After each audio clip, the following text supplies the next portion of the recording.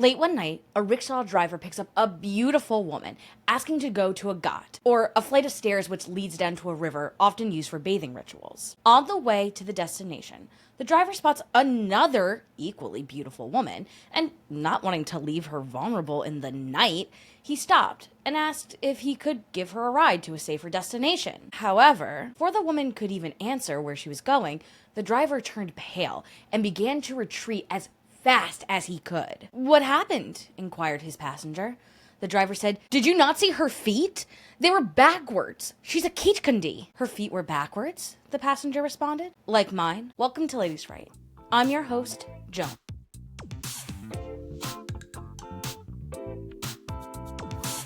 Trigger warning: filicide, child death, and SA.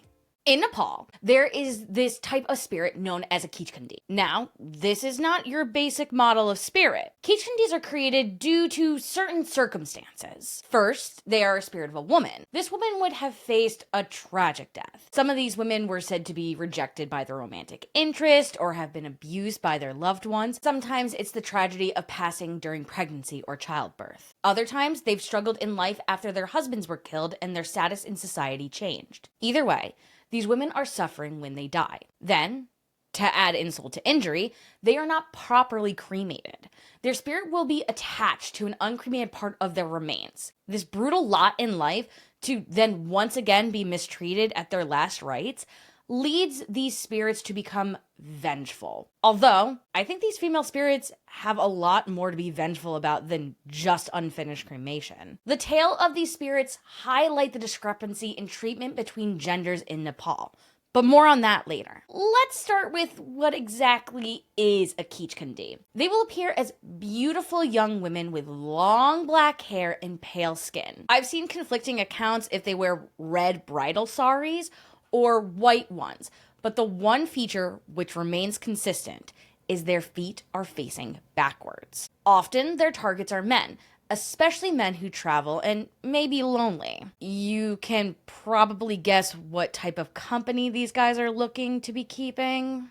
Wink, wink, nudge, nudge. Anyway, a common tale will have a man traveling at night who sees a beautiful woman on the side of the road. He will ask her where she's traveling to and if he could offer her a ride. She will then give him directions which will lead them to a place associated with death, like cemeteries, cremation grounds within a temple, or riverbanks where ashes are spread. Much like the Christian succubus, men encountering these spirits will have their life force sucked out of them. How this manifests is soon after meeting a Kichkundi, the men will fall ill or lose a significant amount of weight in a short period of time. The most defining feature of a Kichkundi is their backwards feet, which I just wanted to detour for a little bit and talk about this because they are not the only folklore creature that have them. Actually, it's a fairly common characteristic. Some duendes in South America have been described as having them, as well as some depictions of the Yeti. Typically, these creatures are elementals or deeply entangled with nature and the local fauna's health. The backwards feet are said to lead people away from their secret homes by fooling hunters into following tracks in the opposite directions. However, I don't think this is the case with the Kichkundi. Unfortunately, I think it more plays into the belief that women cannot be trusted and will use their appearance to trick men. Kichkundis are described as the enemy of men specifically and draw them in with their beauty. Some may describe this as her being a temptress, because, men are just too stupid to think logically if you dangle something shiny in front of their eyes. Those men who are able to think with their northern head and not the southern one are able to step back, no pun intended, and assess the situation. Looking past her initial beauty and quite literally seeing all of her will reward the man by seeing what is off about her. Just so this is clearly stated, men can control themselves. When they say they can't, it is them choosing not to. Speaking of men, King Prutapmula and his encounter with a Kichkundi is probably the most renowned story of these spirits. The story goes, the king constructed a large pond with an island in the middle hosting a temple.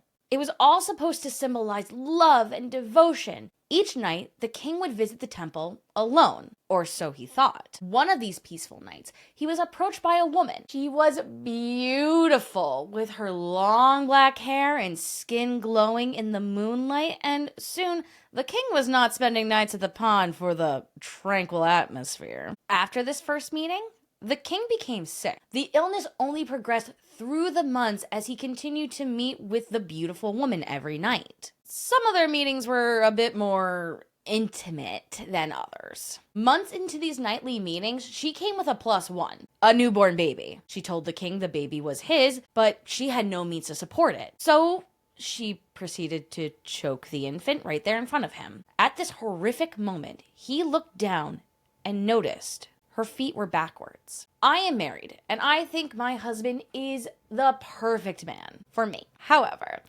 I would say he does have a flaw of man vision. This is when men cannot seem to see anything if it's even being slightly blocked. You know, when they can't find the pickles in the fridge because they didn't move the milk a little bit to look behind it. Even with this very real condition, I still think my husband would notice if my feet were not in the right direction, especially after knowing me for months, as well as knowing me for months. So why this guy didn't notice this unique feature about her is beyond me. Either way, the king hid his discovery when he was face to face with the woman and was able to hold what was described as a normal conversation with her, which, besides the misguided anatomy, he also just watched his child be ended right in front of him. It is insane to think you would just have some small talk after that. Anyway, the king gets back to the palace and immediately calls for a priest. The solution the priest came up with was to set a trap for the Kichkundi. Using cotton thread blessed through mantras, the king was to discreetly tie it to the Kichkundi's garment. This will reveal where the Kichkundi's soul was being stored. More specifically, it would show what bit of her remains were not cremated properly. The day after the trap was set, the men followed the string to the bottom of the pond where they found a human shin bone. In order to rid the pond of this haunting, the bone had to be completely cremated. The priest ordered for the funeral pyre to be started. Once the bone had gone through a ritual and had been burned to ash, the Kichkundi was never seen at the pond again, and the king's health was restored. However, that was not the end of the haunting. Remember that small case of filicide? Yeah? Well, it's relevant again. The legend continues that the spirit of the child, called a Balak Pisak, remained in the area and caused mass panic in the palace. Please don't ask me what it did to cause panic. Nothing I saw told me. All in all, this demon baby could not remain here, so the priest was called back. Once again, the priest prepared for spiritual warfare and began performing a banishment ritual. During this battle, the demon baby became a ball of rags. Once again, I'm not sure why. The baby became a ball of rags. So in response to the rags, the priest breathed life into a stone elephant statue at the base of the pond. He then instructed the elephant to grab the spirit with its trunk, and once the elephant did so, he turned it back to stone, now sealing the evil spirit as well. The statue can be seen to this day at the southern bank of the pond. However, it is unclear if the statue was already there and inspired the story, or the story inspired the creation of the statue. Based on the history of the palace and the construction of the pond itself, I don't think the spirits had anything to do with it. And honestly, the story is kinda slanderous towards King Praptamula. The pond was originally called Nupuko and is found in Kathmandu. Its construction was indeed issued by King Praptamula in 1670 AD. King Praptamula was part of the Mula dynasty, which ruled over Nepal for over 600 years, and Prapta is considered one of the greatest monarchs within that period. The pond is right outside the city gates and is considered one of Kathmandu's most famous landmarks, and draws visitors in for both its beauty and religious significance. The pond was originally filled with water collected from both holy rivers and pilgrimage sites of Nepal and India. The mixing of these waters was symbolic of King Prapta Mula's practice in both the Buddhist and Hindu religions. There were 5 temples in the area. 4 were smaller ones at each corner of the space, but 2 have since been acquired by neighboring properties. The largest temple is in the middle of the pond itself and is dedicated to a form of the Hindu deity Shiva known as Matrikeshwar Mahadev. Sorry if my pronunciation was awful of that. Many spiritual events are held there, including the Chat Festival. Some folk beliefs are that the site gives off a spiritual power which protects all of Kathmandu from misfortune. If you bathe in the waters of the pond on special occasions, your sins will be washed away. Unmarried folks will visit the pond to ask Lord Shiva for a match, since he's considered the divine matchmaker. So let's talk about the elephant in the room. No, not that one. But I will be coming back to it, so put a pin in that for now. I said the legend comes off as slanderous to the king. Even though the pond was called Nupuko, the name it goes by today is Rani Pokhari, which translates to the Queen's Pond. You see, the reason this pond was constructed was because King Prapta Mula wanted a serene place for his wife to grieve the tragic loss of their son. It was a gift to try to bring his wife some bereavement at the loss of their firstborn child, who was trampled by an elephant in 1668 AD. The elephant statue? If you look on top, there are 3 people riding it.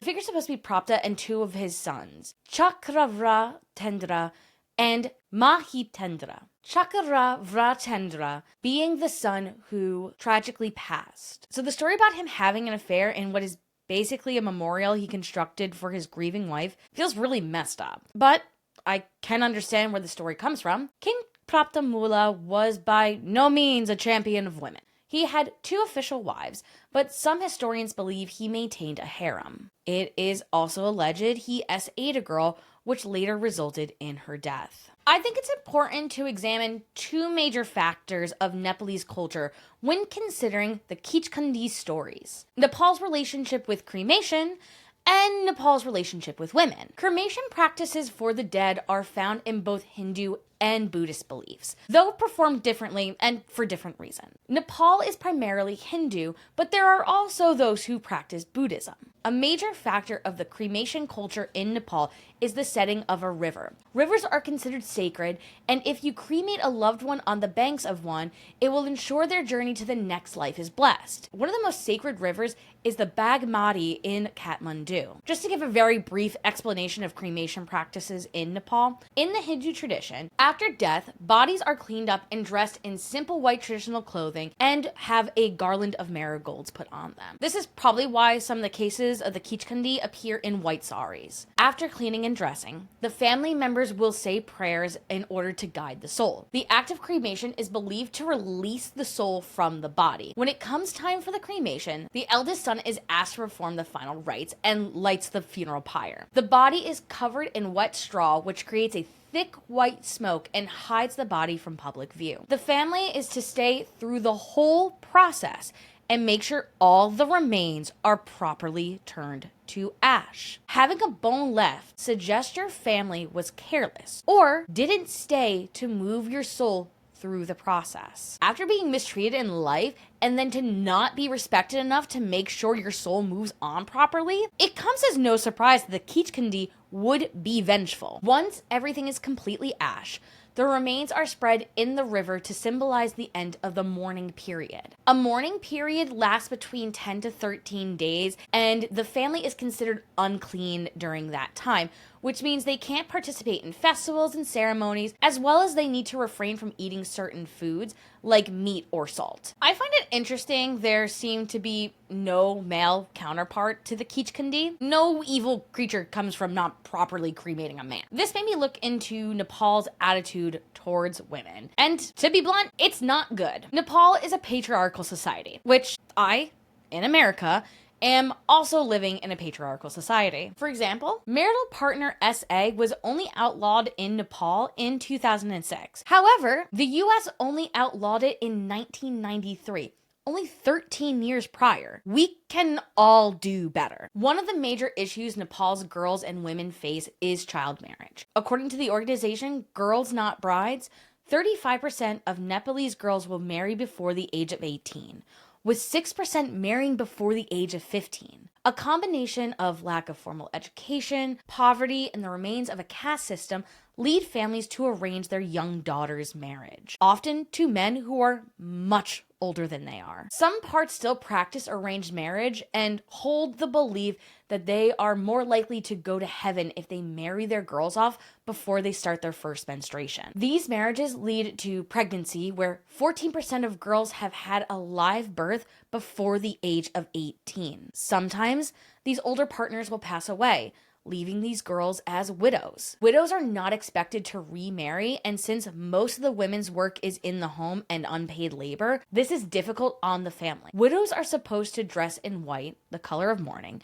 for the rest of their life and not make eye contact with men, essentially forcing these women to become an outcast. No wonder forced widowhood is considered one of the hardships a woman could face to become a Kichkandi. Women's biology is also seen as a negative and is used as an excuse to isolate them. There is a practice called Chow Bandi, which deems women unclean during their menstruation. During this time, women are not allowed to serve food or water. In order to prevent this from happening, women will be forced to stay in a hut outside of the home and will not be allowed to return until they have finished bleeding. Girls and women separated and alone from their families make them very vulnerable to all different kinds of assault. This practice is now outlawed in Nepal. However, there have been claims the law is not enforced, and there are still many rural parts of the country which still do Chalpandi. The Kichkandi is a character in Nepalese myth, which reinforces many fears within the culture. Even though women are seen as less than their male counterparts, they are still something to be feared, either due to using their beauties to seduce men to their doom, or they are so engulfed in their emotions they seek vengeance after death and cannot be reasoned with, willing to go against their maternal nature and to kill their own children in order to manipulate men. Their story also highlights the significance of proper cremation and execution of last rites. In Hinduism, death is not an end, but a transformation. For the Kichkandi, their transformation into this monstrous form gives them the power of being feared, yes. However, it traps an already tortured soul to this world, not allowing them to find peace. It's frustrating to hear this myth and to think if girls and women in society were just treated with the same care and dignity as their male counterparts, would the Kichkandi have a reason to exist? What do I know? I'm just some lady talking about some frights. Thanks for joining, everyone. This was a really interesting one, and the first that I've done outside of the Western world. So I hope you enjoyed it. The pronunciations were quite difficult, and I would say the subject matter is also quite difficult, so be kind to yourself. If you got this far, I'm so happy, and if you couldn't make it, that's also understandable, though you won't hear this. Anyway, that being said, this is the first one I'm also recording in the new year. It's actually New Year's Day right now while I'm recording this, so that's fun, and also why you still see my little Christmas tree up. I gotta get rid of that. I was putting away all the Christmas stuff today, and I haven't gotten down here yet, but yeah, I'm actually running on a time crunch. I'm supposed to go see a movie with a bunch of friends, so I had to put on a timer for an hour, and I made it in due time, thankfully. So yeah, I gotta run. But that being said, here at Ladies Fright, I want to offer you 10%, and I want to make you 10% more. 10% more, you ask? What 10% more of what? Your hair could grow 10% longer. You could be 10% better at Scrabble, or your feet could be 10% more backwards. But you won't know what you're going to get unless you comment, like, or subscribe. And if you do all three, it becomes 30% more likely because it builds on itself. That being said, I hope you all have a great time. Be safe. Have a happy new year, though this is coming out in February. Either way, have a great time. Love y'all. Bye.